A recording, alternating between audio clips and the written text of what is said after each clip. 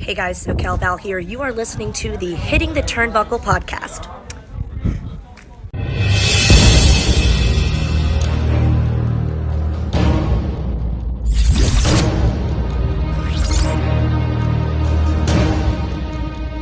Good evening and welcome everybody back to the Hitting the Turnbuckle podcast with me, your host Adam Cousins. And sometimes the best guests come last minute, and it's exactly what happened with our guest this evening.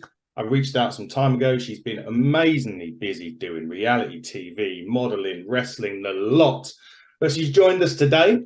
You may know her husband. He is a beloved wrestling character in the WWE as Drake Maverick, also known over here lovely as Spud. And I've mentioned to her before that I'll tell a little story later about me and Spud in a bar. Anyway, it is Renee Michelle. Good early evening, I remember now. Thank you for having me. You're absolutely. I'm excited. Finally, we were able to talk to each other. We do. It's been forever. It's been a few months, but do you know what? It's all good. I like these ones that come out of the blue last minute. As I said, I met a couple of months ago. Renee got back to me Wednesday, set this all up, and it's a Friday recording. At time of recording, it's Friday evening in here in the UK, nearly 9 o'clock, nearly 4 p.m. over there in Eastern time in the US. Renee, when you got into wrestling, women's wrestling total, we've seen this massive skyrocket from like not getting any time to being here bits and pieces to now full pay-per-views, women main eventing all over the place. How important is it that wrestling keeps this momentum going with the women? I think it's really important. I'm very happy that, women, I've always felt that in a way women have always been, the eye candy or in the spotlight, regardless if they were managers from back in the past to now their own, individual wrestlers. I'm very happy that women came a long way, but also on the same token, I wouldn't mind actually having more female managers as well. They're managers in wrestling. That's an interesting way. We've discussed managers on the program before. It seems to be like a bit of a dying art now, managers in wrestling. We don't get as many as you used to. Like when I was growing up in the late 80s, used to be Mr. Fuji, Bobby Heenan, people like that. But they seem to dwindle down a little bit now. Yeah, it's unfortunate because, there's wonderful managers. And you could think of like Sensational Sherry, like she was an awesome manager, as well as Elizabeth, like you can't like forget about them. And even though like Sherry did wrestle, she was great as a manager, as a character herself, as well as Elizabeth. I don't think too many people shine on Elizabeth or whatever, but creating that chaos between two wrestlers and the storyline, even with the both of them, like Sherry and Shawn Michaels, Macho Man and Elizabeth, like what better way? Yeah, it was, and it was they as you say, Sherry could go in the ring as well, which helped obviously from the side of it when it got physical. She could pack a punch or a slap, and then Luna on top of that. Yes, Luna was a crazy wrestler, which was. Then you got people like Jazz who transcended from great wrestling. I think she's now a producer at the NWA where you've had a Jazz, Auntie Jazz. I absolutely love her. I was lucky enough to wrestle in a tag match against her at Impact. It was one of her last matches. It was definitely looked like the auntie was beating on the knees. We got some great photoshops of that. But Jazz, she's a phenomenal wrestler as well as like you said, like a manager as well. And to learn things from her throughout the years, I definitely deeply respect her, and she should get more recognition. She should. She was. We had Angelina Love on yesterday, so we was interviewing Angelina. She was saying about how she's now a producer in the NWA, and she does a lot of the women's matches, and she put together one of the best matches that Angelina said that she had. So it does prove that if you get the right people producing, the work comes out at the end. Two good wrestlers in the ring as well, but a wrestler producing it with that experience can really help put that match together. Oh, absolutely. I definitely agree. For people that don't know, what was your background in wrestling? When did you start to become a wrestler and start to train? Oh gosh. So I started at 26. I was 26. So I came in late, really late. I wish I knew about wrestling at a younger age. I'll tell the same story like I told everyone else. And then I keep telling everybody, I did not grow up in wrestling. I did not know a lickety split about wrestling, never even heard of it until I was approached. So it's just wrestling wasn't really in the beginning in the cards for me. And then when I did become approached to it and got into the world of wrestling, I caught the wrestling bug and it just went off from there. It's quite amazing how people come in. So we've had a few wrestlers that come in late in the day. What did you want to be when you was a kid? What was your ideal job growing up? My ideal job, Yeah.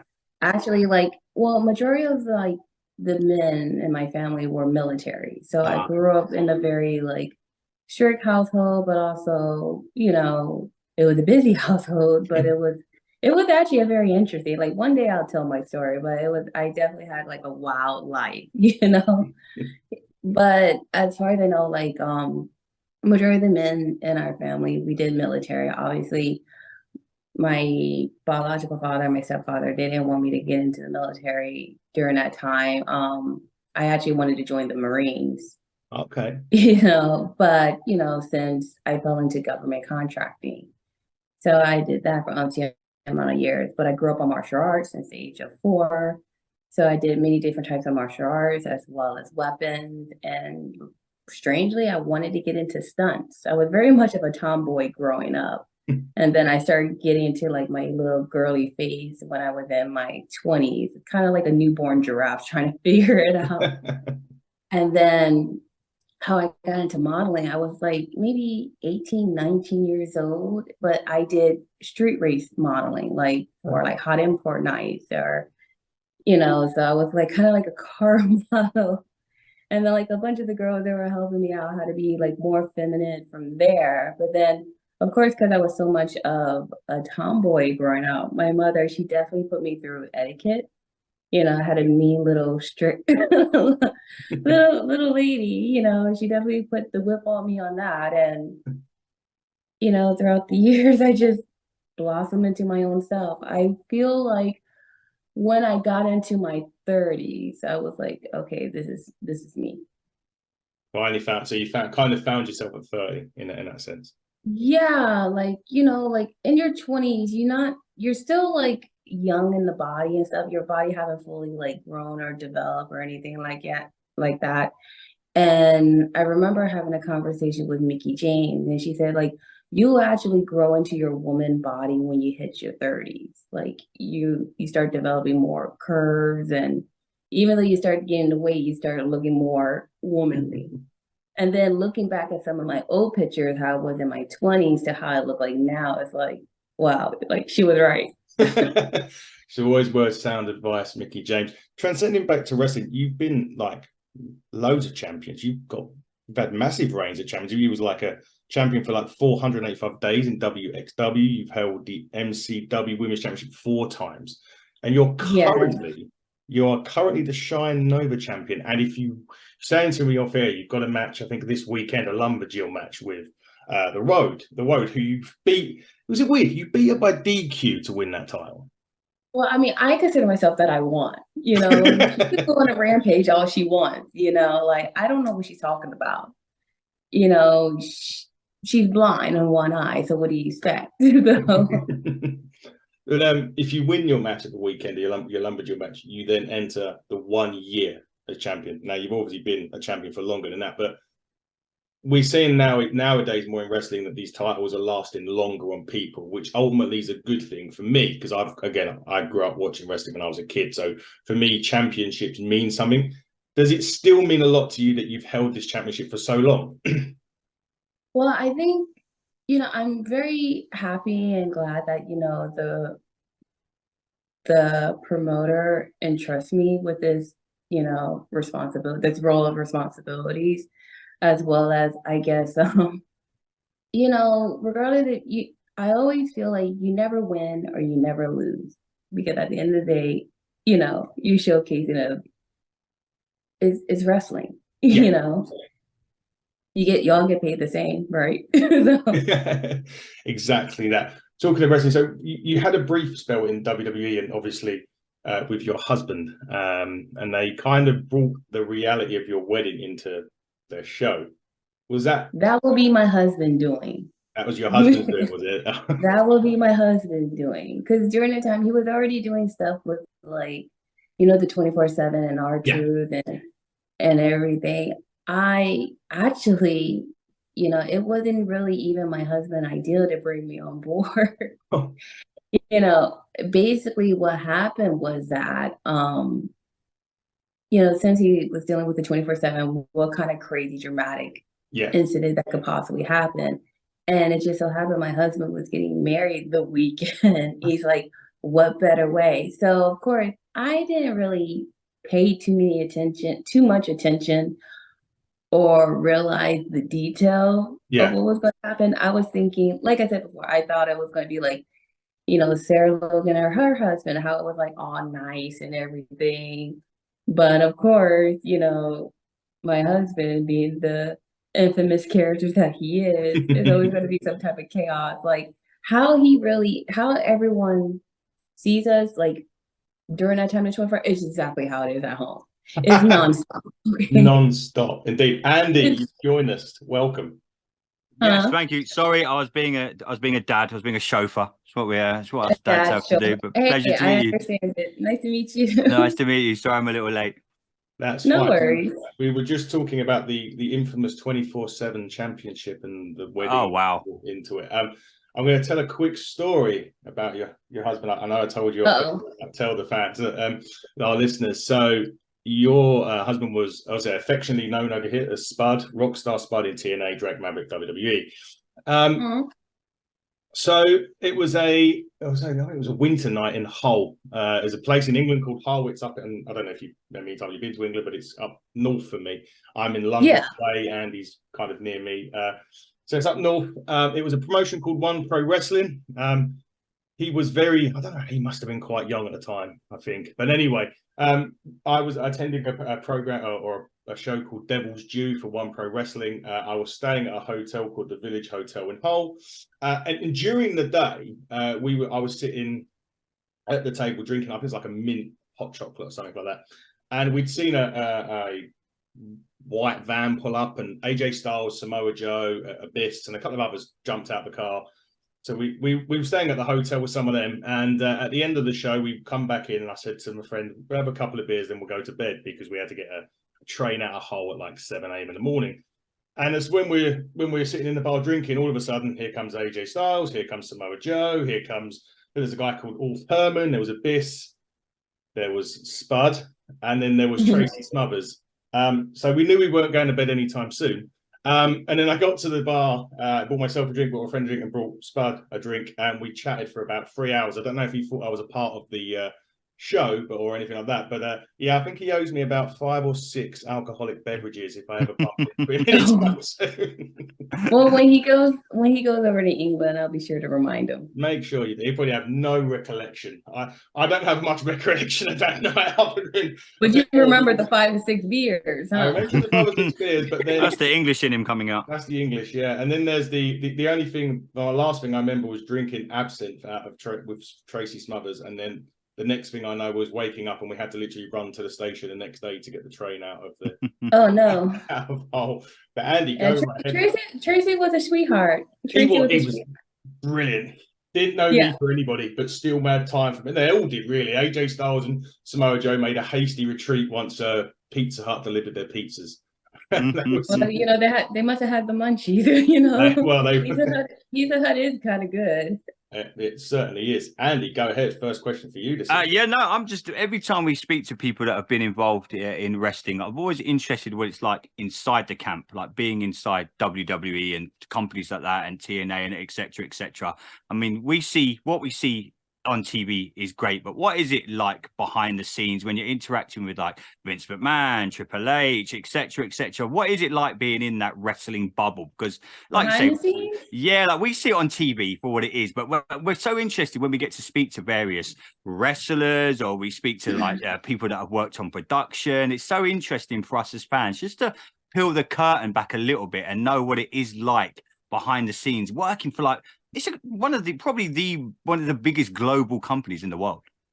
I'll be totally honest, behind the scenes, a lot of chaos. Everyone's running around, because we have to like think of like the time and cues and make sure everything's like and organized. So as well organizing maybe outside of the curtain is very chaotic. Everyone's running around to try to do everything that they need to do behind the curtain. Yeah, I mean, did you? How did you find? Because you transitioned from wrestling into TV. I mean, how did you find that transition? And how, I mean, a lot of people we speak to that have gone from wrestling to they've done movies, they've done acting. They say that their wrestling and the background in wrestling really helps them in what they're doing now. Do you find yourself in your day-to-day life now saying, my wrestling, my kind of background in that, being involved in these companies helped me in what I'm doing today? Well, I was kind of doing that way before I even got into wrestling. So it kind of like the same in a way, except I'm not like I mean, like I said, to your friend before, it's like, I was doing stunts. So, it's like kind of the same for me. I can't really say there's like really much of a difference. How do you think women are portrayed in wrestling now? Because we've said this on a few shows, like we had Adam interviewed Angelina Love yesterday, and we've interviewed some great females that have been involved within the business, within the industry. We talk back to the Attitude Era quite a lot on our shows, and the women weren't there.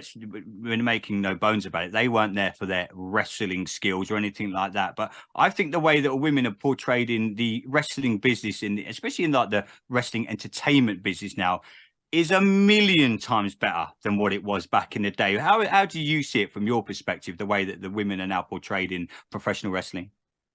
I feel like there needs to be a combination of both. I understand that everyone wants to go more PG and more kid friendly and stuff, but there's nothing wrong with having like a sex kitten, that's more geared towards more adults or older adults in that range. You have to have a range for everything. You can't be just like, just only kids or whatever. It's just like the same thing with movies. You have movies for kids and you have movies for adults. Do you think wrestling's gone a bit too PG nowadays? In a sense, yeah, I'm gonna be totally honest. Yeah, I feel like it has. Yeah, like maybe because I'm older, but there got to be like a little bit of more excitement, not like too kiddie like, like there got to be like a little bit of grunginess. But I think that's maybe what like AEW and Impact, even now we reviewed Impact today. I think that's what they're kind of giving us, something else that maybe WWE are not that they don't want to give us, but they're not allowed to give us, if that makes sense, because of like you've got the Fox TV network, or of the world, breathing down their neck. Everyone's too damn sensitive now these days. So true. And they can't handle it. So of course, unfortunately, the way of the world, we have to cater to, how times have changed. What I would like to see more of, like, female managers, absolutely. Just as much as like there's plenty of women wrestlers. What I don't mind seeing like the craziness and the screaming, like like Luna or Sensational Sherry, or like the dramaticness, like between like love stories and all that other stuff, like. At least like let there be like a caveat of finish, to it. Like it just like, come on, you guys. Like we all get it. Like I understand. Like I feel like there's not many female wrestlers that look like women. God, yeah, true.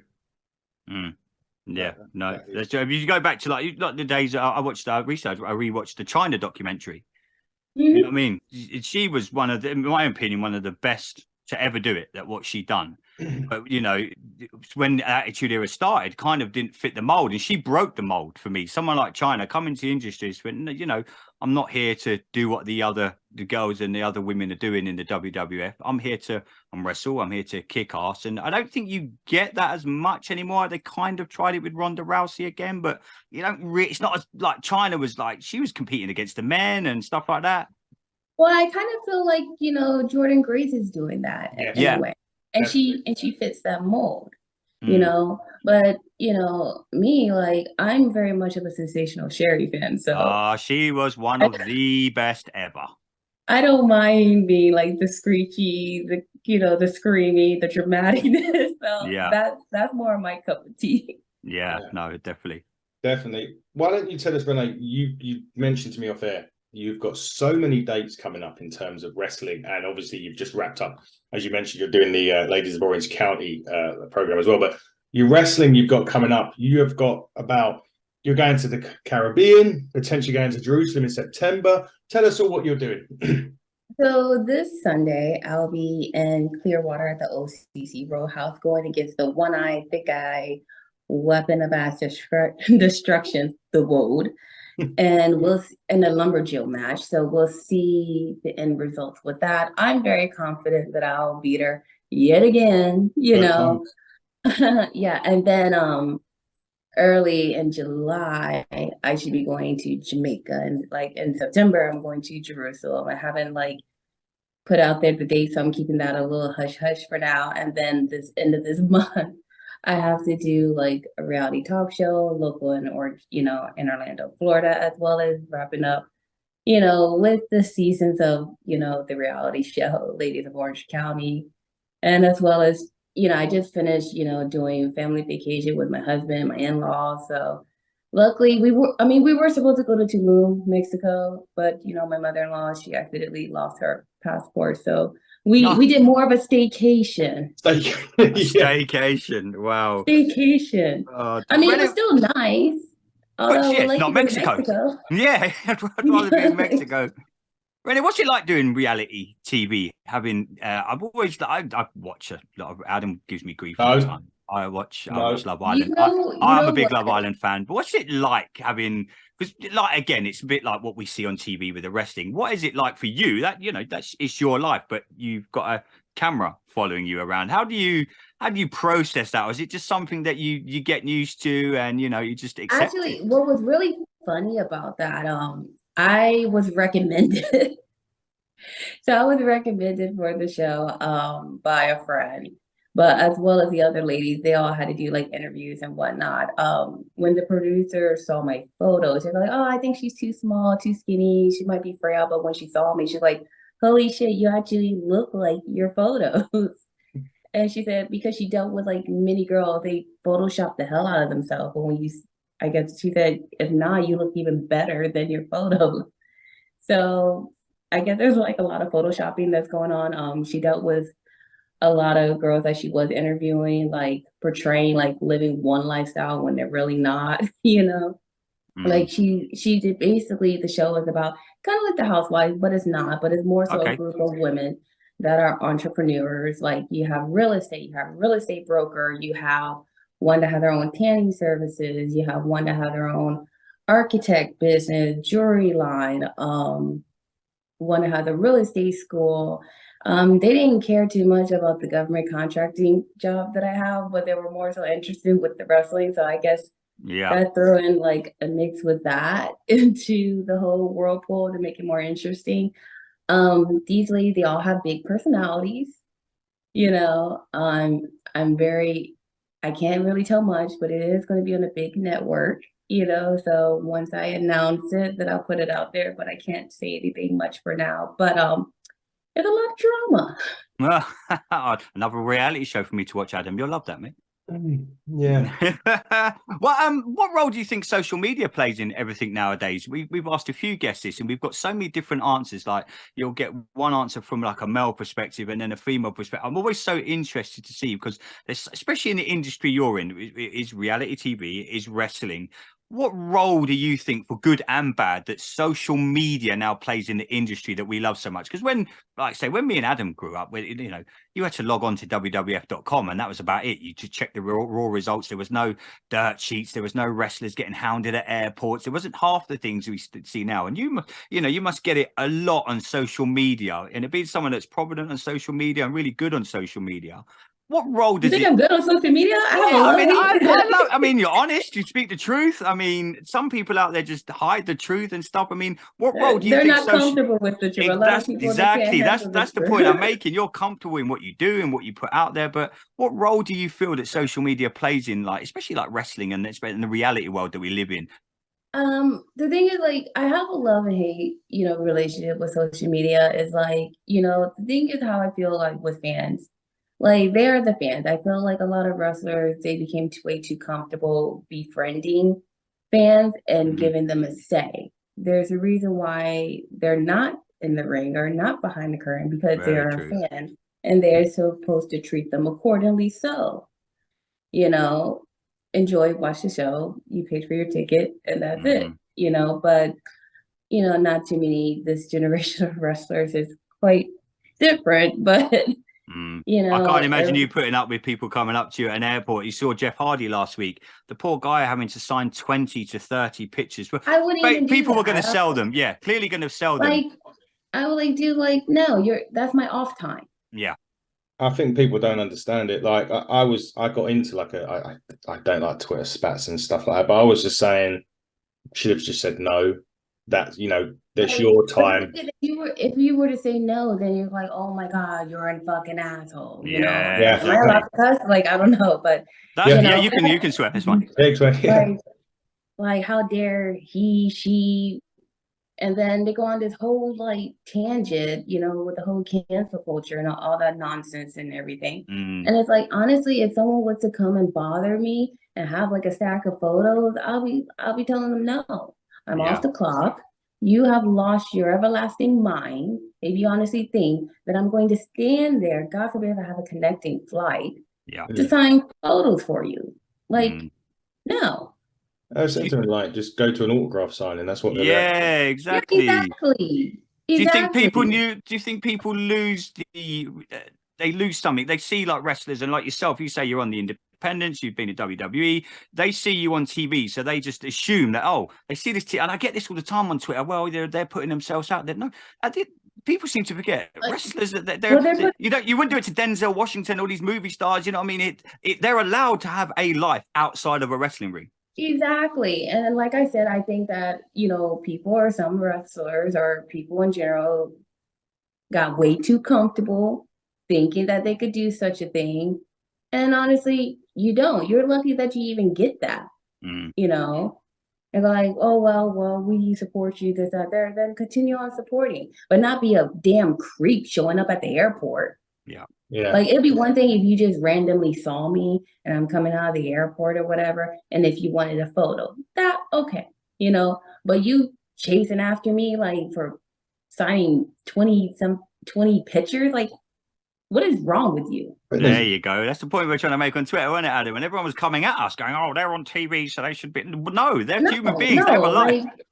No, it's like, you guys could kiss my ass with that. Yeah. Well, exactly. I mean, it wasn't even courteous and said, hi, Jeff. It was just like. No, they just shoved it under his face. Yeah. Yeah, exactly. It wasn't even like, hey, how are you? How's your day? It's just like, vroom, shove it in your face. And it's like, and I saw the video of Rhea. Like, poor Rhea, you could tell that girl was tired. Yeah. Like, honestly, I will be like, they're much better than me because I'll be kirking off on people. Well, I think she also looked quite intimidated because they were like circling around. It wasn't as if she vultures could go anywhere, was she? Yeah, it's like, and a lot of people fail to realize it's borderline harassment. Yeah. Mm. Yeah. You got to take in consideration what they do and what you do as a wrestler. It's not, you don't walk out in the ring and everything's all smooth and all night. You're probably hurting. Like when we're in the ring, we're on the clock. But when we get off the clock, it's like we're somebody's daughter, we're somebody's wife, we're somebody's significant other, we're somebody's grandchild, we're somebody's son. Like, what is wrong with you? People lost all types of common sense. Yeah. And no, it does not say in the documentary or contract that we are obligated to sign shit at the damn airport. We're not. Exactly. That's what autograph signings are for. Yeah, very well said. Very well said. Renee, is there moving on to back to the wrestling and lighten the mood? Is there any dream match, if you could choose anyone, past or present, that you could step into the squared circle with? It could be anyone from any era that you personally would love to go one-on-one with. Who would you choose and why? Oh gosh. Well, I would love to be in the ring against Seto Makamura. Miss Seto, because she was Chigusa Nagayo's first protege, as well as Chigusa Nagayo was my trainer over in Japan. And I was her first foreign student that she ever trained. So what better way to have both of her students go at it with one another? I wouldn't mind being in the ring against Natalia. So I've been over at the dungeon. and she's great, as a wrestler. I wouldn't mind working. I'm hoping that I get to work Alicia Fox. Oh I yeah, love Fox. she's back in wrestling now, isn't she? I love Alicia Fox, man. So underrated. Booker T's Yes. promotion, right? She's Yeah, with Booker T. Yeah. Yeah. So, I already knock off my checklist with Mickey James. I already knock off my checklist with Jazz. I already knock off my checklist with Melina.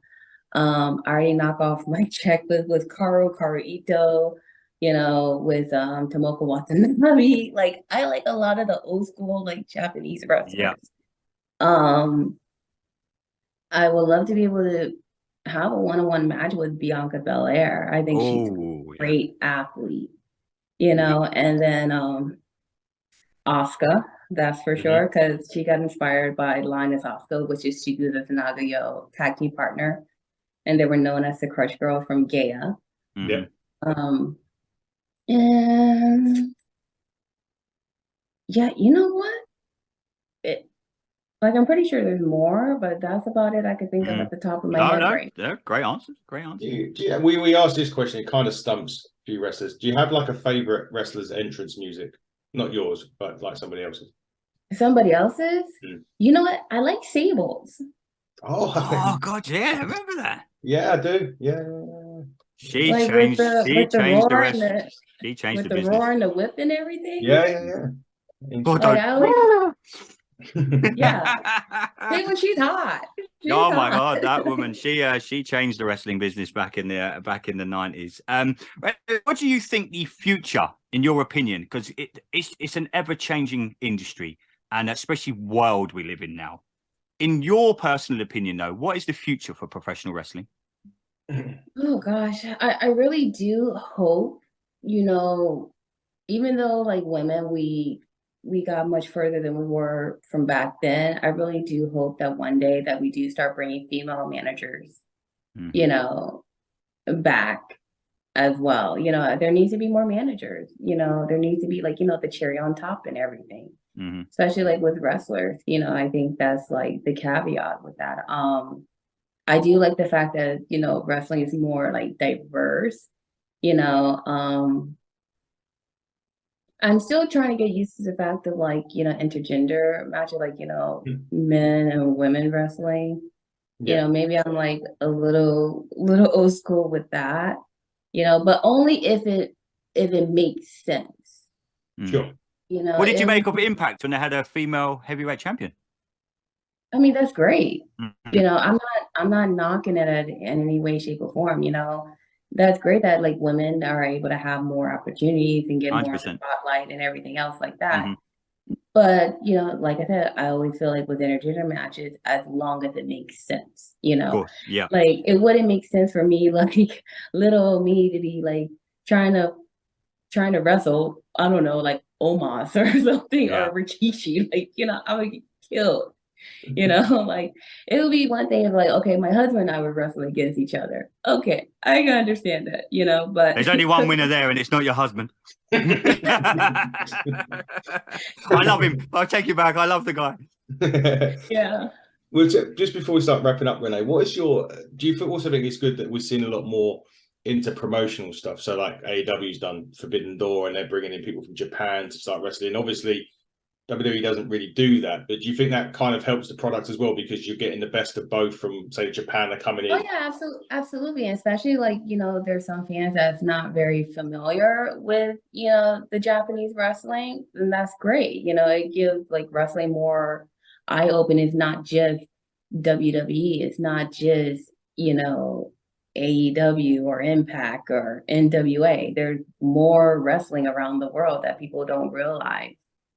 Do you think the independent scene now is stronger than it's ever been? When we had Matt Cardona, he was like, he thinks the independent, and me and Adam attend a lot of UK independent shows over here. And as being two guys that grew up just watching WWE and WCW, because that's all we had and that's all we knew. Right. I think the independent scene is at its strongest that it's ever been, especially here in the UK. What's it like for you stateside? Do you think the independent scene is just getting bigger and bigger by the day? What was Matt's opinion about it? He said the best move he ever made was going on to the Independents. Don't get me wrong. He said he'd come back if the creative and the cash was right. There was another C, but he wouldn't say there it. was another C that he wouldn't tell us. But that's Steph DeLander, who he's he said the independent scene for him has changed his life. He wouldn't look back. He absolutely loves it. I'm just interested to get your view on there, because obviously you're not brainwashed, but mainstream WWE, AEW, Impact. But for me, especially doing this show now for the last year, it's opened my eyes to go and on a Saturday, just go and watch an independent show. I look out for a lot more, like when Matt tweets, or like when you guys are on Twitter, I'm like, I look into that promotion. I'm interested to see what they're doing. There is a lot more promotions now. Now, before COVID, there was a lot more. Unfortunately, because of COVID, a lot of other promotions have went down. But now after COVID, I can't really speak for the men in wrestling. But as far as the women, like, some promotions did went down. So of course, there's not many slots or spaces. And then of course, things are a lot more expensive. So there's some promoters that can afford flying talent, female talent out. And then there's some promoters that can't fly female talent out. But it's just like men and women and how the pay rate, and like, it's very different. It is really, really different. Like men, like, I'll be totally honest, they draw. Mm-hmm. Yeah. Is that got to be something that's got to change, though? Do you think they should try and get more women sort of equal pay as the men in wrestling? Or the US soccer team, the women's soccer team are trying to do it, aren't they? They're trying to get pay. Even though the women's soccer team are trying to do it, but look at the audience. Yeah. Weirdly enough, over here in the UK, the women's soccer are actually getting the same attendances as the men. Yeah, we get 80,000 people going to watch England women's team play at Wembley Stadium. Yeah, I mean, that's awesome over there for you guys, but over here, it's like, it's a completely different story. Different kettle of fish. Renee, we're going to start to wrap up now. Just tell us, we've kind of touched upon your schedule. You've got quite a busy one. Where can the fans find you on social media? What have you got coming up? You've got a long list, I know, but... Yeah, man. Okay, so you can find me on my social media, which is Instagram, which is Lady RM, as well as my Twitter, which is one Renee Michelle. And if you are on my Facebook, it's one Renee Michelle as well. I'm barely even on it, but Twitter and probably Instagram, for the best on Facebook, if I find. Yeah, Facebook, but Twitter and Instagram, I'm on more, And then as far as like I said, like this Sunday, I'll be at the OCC Roadhouse, going against the Woad, in a Lumberjill match, as well as the 20th, I'll be on a reality talk show. So I'll post it up there, the address and everything. So you guys are local, then by all means. I have the TV taping end of this week, and as well as I got to go to Jerusalem in September and July. I have Jamaica, but I'll be posting it. Look, I try to keep up with all the dates at the top of my head. It's hard, you guys. I can see why. 14th to the 24th, I think you said, of July. Yeah, I'll be in Jamaica. That was the Jamaica one. And obviously, Andy, 23rd of July is a special day for us. Yes, we are hosting our own wrestling event. Buckle up. Our little old podcast is hosting a pay-per-view, if you like, wrestling event with some of the hottest UK talent. So yeah, July the 23rd, buckle up. I gotta make it out there then, you guys. You are more than welcome. You would be our special guest. You are more than welcome to. And next time you hit the UK, hit us up. We'd love to link up with you. Well, I need to anyway, because Spud owes me a few. Spudo's had him a lot of drinks. So we'll let them guys drink at the bar. But yeah, honestly, if you it gotta be an English thing about with the counting of the beers, right? Oh, 100%. Yeah. My American, when I go to Washington every year to watch the NFL, and they're like, there's about 4 or 5 English guys that land. As soon as we hit the bar, they're like, we cannot drink with you guys. You are crazy. Oh. I think it's an English thing. Yeah, it must be. Maybe. Yeah. Got to be an English thing. But yeah, we've got Buckle Up on the 23rd of July. I think we're literally allowed really limited tickets, right, Andy? I think there's literally 70 tickets left now. So yeah, anyone wants a ticket for Buckle Up, hit our Twitter at HTTBuckle. Come and give us a follow. But yeah, Renee, thank you so much for your time. We really, really love sitting down for you and getting a little insight into you're probably the busiest woman in the world. Thank you. No problem, no problem. Ladies and gentlemen, this has been another episode of the Hitting the Turnbuckle podcast. I've been your host, Andy Burrows, with my amazing friend and co-host, Mr. Adam Cousins. Till next time, everybody, buckle down, stay safe.